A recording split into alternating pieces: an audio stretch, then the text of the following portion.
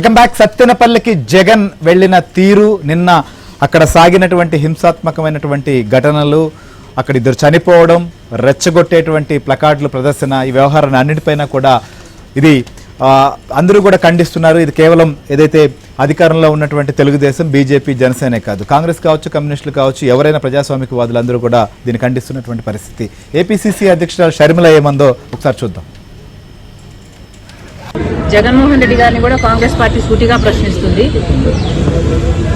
Betting లో ఓడిపోయిన వాళ్ళకి విగ్రహాలు కట్టడం ఏమిటి, వాటికి ఒక పార్టీ అధినేతగా జగన్మోహన్ రెడ్డి గారు వెళ్ళటం ఏమిటి?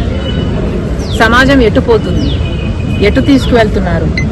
ఇంకోవైపు జగన్మోహన్ రెడ్డి గారు పరామర్శల పేరు మీద బల ప్రదర్శన యాత్రలు చేస్తున్నా కూడా జగన్మోహన్ రెడ్డి గారి మీద ఏ ఆంక్షలు ఎందుకు లేవు?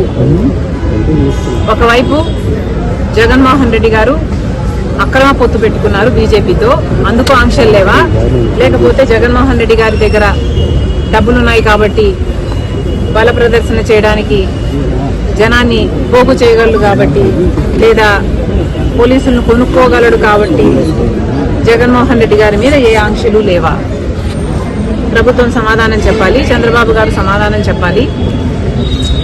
ఈరోజు నిన్న ఇద్దరు చనిపోవడం జరిగింది.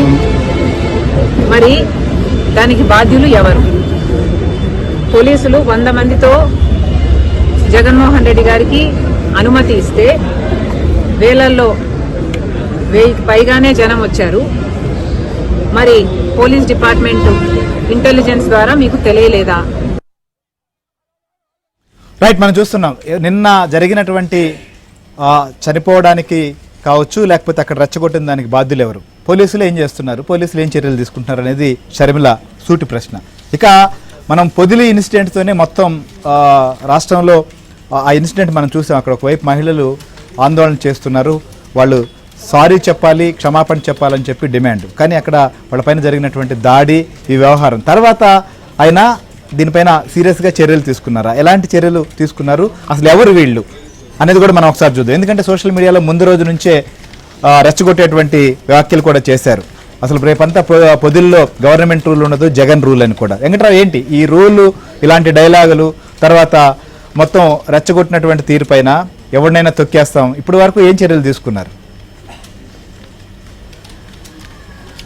5 ఏళ్ల పాటు రాష్ట్రంలో రాక్షస పాలన సాగించిన జగన్ అధికారం కోల్పోయిన తర్వాత అదే పందా సాగిస్తున్నారని చెప్పవచ్చు. దీనికి ఈ నెల 11న ప్రకాశం జిల్లా పొదిలి జగన్ వచ్చినప్పుడు జరిగిన సంఘటనలే ఉదాహరణగా చెప్పవచ్చు.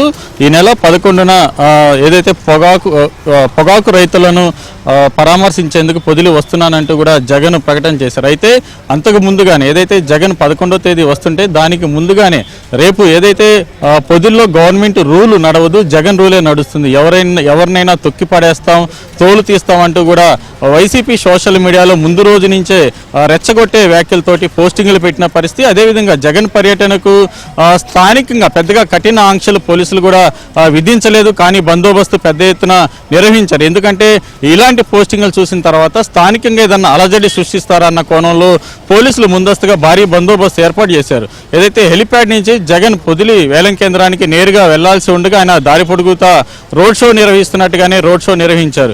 అయితే అప్పటికే జగన్కి సంబంధించిన సాక్షి టీవీలో మహిళల్ని కించపరుస్తూ చేసిన డిబేట్ని నిరసిస్తూ మహిళలు కూడా శాంతియుతంగా ఏదైతే నిరసన ప్రదర్శన చేశారు. జగన్ పర్యటన జరుగుతున్న ప్రాంతంలోనే రోడ్డుకు ఒకవైపు ఉండి ఏదైతే మహిళలకు క్షమాపణ చెప్పాలంటూ కూడా ప్లకార్డులు ప్రదర్శించారు. అయితే ఏదైతే జగన్ పర్యటనలో ఉన్న వైసీపీ మూక మహిళలను చూసి ఒకసారిగా చెలరేగిపోయారు. వాళ్ళ మీద రాళ్లు, చెప్పులు విసిరిన పరిస్థితి. వీళ్ళతో పాటు ఏదైతే నిరసనలో పాల్గొన్న మహిళలతో పాటు స్థానికంగా ఉన్న పోలీసుల మీద కూడా రాళ్ల దాడికి పాల్పడ్డారు. ఈ రాళ్ల దాడిలో 3 కానిస్టేబుల్తో పాటు మహిళలకు కూడా గాయాలయ్యాయి. దర్శి డీఎస్పీని ఏకంగా వైసీపీ కార్యకర్త గురి చూసి ఆయన మొహం మీద చెప్పులు విసిరడం కూడా పోలీస్ కెమెరాల్లో క్షుణ్ణంగా రికార్డ్ అయిన పరిస్థితి. ఏదైతే ముందుగానే పక్కా ప్లాన్ ప్రకారం పొదిల్లో అలజడి రేపేందుకే జగన్ పర్యటన మొత్తం కూడా సాగిందని చెప్పవచ్చు. దీని వెనక ఎవరెవరు ఉన్నారన్న కోణంలో ప్రస్తుతం అయితే పోలీస్ దర్యాప్తు జరుగుతుంది.